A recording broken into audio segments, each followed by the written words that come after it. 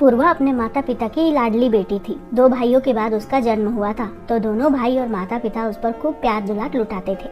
उसके मुंह से कोई बात निकलने की देर होती थी और सभी लोग उसकी फरमाइश पूरी करने में जुट जाते थे।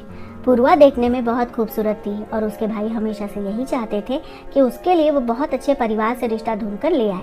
लेकिन कॉलेज में ही पूर्वा को पंकज पसंद आ गया। पूर्वा ने सबसे पहले यह बात अपने दोनों भाइयों को बताई। उन दोनों ने अपने स्तर पर पंकज की छानबीन की तो उन्हें पंकज बहुत अच्छा लड़का लगा। फिर उन लोगों ने पूर्वा से कहा कि पहले तुम अपनी पढ़ाई लिखाई पर ध्यान दो, उसके बाद जब तुम्हारी शादी का समय आएगा तो हम पापा से बात करेंगे। पूर्वा खुशी खुशी अपनी पढ़ाई में जुट गई। पंकज भी पूर्वा का बहुत ध्यान रखता था, लेकिन उसने अभी तक घर पर पूर्वा के बारे में कुछ नहीं बताया था। जब दोनों की पढ़ाई पूरी हो गई तो कुछ ही महीनों में दोनों मल्टीनेशनल कंपनी में काम करने लगे। संयोग से वह दोनों एक ही कंपनी में काम करने जाते थे, इसलिए दोनों को कॉलेज के बाद भी मिलने जुलने के अवसर मिलने लगे थे। अब पूर्वा के भाइयों को उसके विवाह की चिंता सताने लगी तो उन लोगों ने अपने पापा से पंकज के बारे में बात की। पूर्वा के पिताजी ने अपने बेटों से कहा कि तुम लोग पूर्वा के लिए जो भी सोचोगे वो अच्छा ही होगा, मुझे बस अपनी बेटी की खुशी चाहिए। पूर्वा तो खुशी से झूम उठी कि उसके घर वालों को पंकज पसंद आ गया है। जब पंकज ने अपने घर पर यह बात बताई तो उसके पापा और बहन तो बहुत खुश हुए, लेकिन उसकी माँ नाराज हो गई और कहने लगी हमारे घर में लव मैरिज वाली बहू नहीं आएगी। इस बात से पंकज हैरान रह गया और कहने लगा, माँ इस बेतुकी बात का क्या मतलब है? पूर्वा हर तरह से मेरे लिए परफेक्ट है, अगर आप उससे मेरी शादी नहीं करवाएंगी तो मैं किसी और से भी शादी नहीं करूँगा। पंकज जिद पर अड़ गया था और देखते ही देखते 4 साल गुजर गए। तब जाकर मजबूरन पंकज की माँ को भी अपना फैसला बदलना पड़ा और पूर्वा उनके घर की बहू बनकर आ गई। पूर्वा की शादी को सप्ताह भर हो चुके थे। उसके जेठ जेठानी अपने बच्चों समेत दिल्ली चले गए थे। पूर्वा शादी के बाद बहुत खुश थी क्योंकि पंकज ने इतने सालों के इंतजार के बाद उसे खूब टूट कर प्यार दिया था। पूर्वा के चेहरे का रंग खिल सा गया था। सप्ताह भर के बाद दोनों को हनीमून पर जाना था। दोनों हॉल में बैठकर शॉपिंग की लिस्ट बना रहे थे। तभी उसकी सास वहां पर आ गई और कहने लगी, बहू मैंने सुना है कि तुम लोग हनीमून पर जा रहे हो।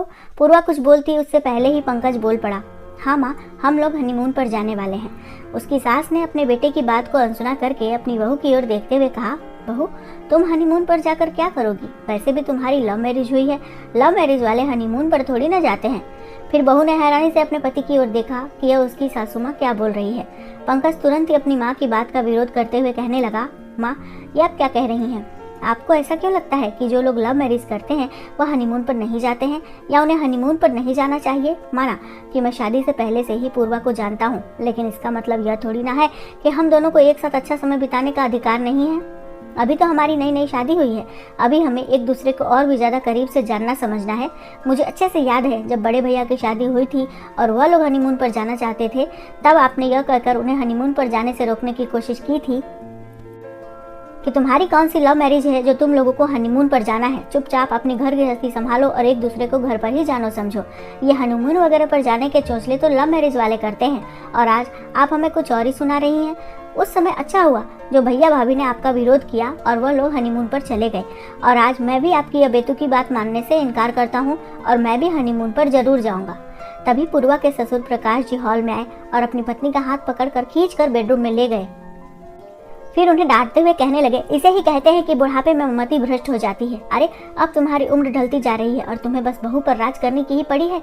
अपने बच्चों को खुलकर जीने क्यों नहीं देती तुम? क्या वह लोग तुम्हें परेशान कर रहे हैं जो तुम उनसे बदला ले रही हो? अरे कल को बुढ़ापे में जरूरत पड़ी ना तो यही बेटा और बहू काम आएंगे। बड़ा बेटा तो तुम्हारी हरकतों से परेशान होकर अपनी पत्नी को लेकर दूर चला ही गया है। अब तुम क्या चाहती हो कि छोटा भी घर छोड़कर भाग जाए? बच्चों को जैसे रहना है रहने दो, बस वह तुम्हारा ध्यान रख सके इस लायक रिश्ता बचा कर रख लो। वैसे भी वह कोई गलत काम नहीं कर रहे हैं। आजकल के बच्चे तो बड़े बुजुर्गों के साथ रहना तक पसंद नहीं करते हैं। यह लोग हमारे साथ रहे इतना ही हमारे लिए काफ़ी है। हमारा बेटा हमें कितना सम्मान देता है। जब तुमने पूर्वा के लिए इनकार कर दिया था तो यह चाहता तो उससे शादी करके अपनी गृहस्थी अलग बसा सकता था। फिर भी यह हमसे इजाज़त लेने के लिए 4 सालों तक रुका रहा, इसीलिए ना ताकि इसकी शादी हमारे आशीर्वाद के साथ हो पाए।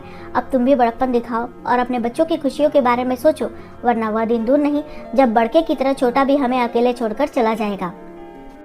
तब तुम इन घर की दीवारों पर राज करना, और मैंने बेटे बहू के साथ बुरा व्यवहार नहीं किया है तो मैं तो इनके साथ भी जाकर रह सकता हूँ, लेकिन तुम अकेली इतने बड़े घर में क्या करोगी, ये तुम अभी से सोच लो। इतना कहकर वो गुस्से में बाहर चले गए। अब तो पूर्वा की सास घबरा गई थी, क्योंकि उनके पति ने उन्हें उनके भविष्य का आईना दिखा दिया था। छोटे बेटे ने भी हनीमून पर जाने की बात को लेकर विरोध कर ही दिया था। अब पूर्वा की सास को अपनी सत्ता चरमराती हुई सी दिखाई दी, तो अपनी शर्मिंदगी से बचने के लिए वह वापस हॉल में आई। पंकज और पूर्वा वहीं पर बैठे हुए थे। पूर्वा की सास ने पंकज की ओर देखते हुए कहा, अच्छा बेटा, कोई बात नहीं, तुम लोगों को हनीमून पर जाने का मन है तो चले जाओ, मैं तुम लोगों को अपनी तरफ से इजाजत देती हूँ। इजाजत शब्द बोलते हुए उनके स्वर कांप उठे, क्योंकि यहाँ पर तो इजाजत वाली कोई बात ही नहीं थी। फिर भी माँ का सम्मान बनाए रखने के लिए पंकज भी खुश होते हुए बोला, बस माँ, आपकी इजाजत मिल गई, अब हम खुशी खुशी हनीमून पर जा सकते हैं। इतना कहकर उसने मुस्कुराकर पूर्वा की ओर देखा तो पूर्वा ने भी राहत की सांस ली। वह भी ऐसे कलह भरे माहौल में कहीं घूमने फिरने के पक्ष में नहीं थी, लेकिन सास की बातें सुनकर तो उसका भी दिमाग ही घूम गया था।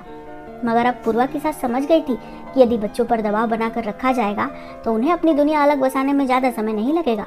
दोस्तों, कुछ लोग अपनी ज़िंदगी तो जी लेते हैं, लेकिन अपने बच्चों की ज़िंदगी में हमेशा दखल देते रहते हैं। ऐसे लोगों को यह सोचना चाहिए कि बच्चे खुश रहेंगे, तभी तो वह बुजुर्गों का अच्छे से ध्यान रख पाएंगे। आपके क्या विचार हैं? कमेंट करके ज़रूर बताइएगा।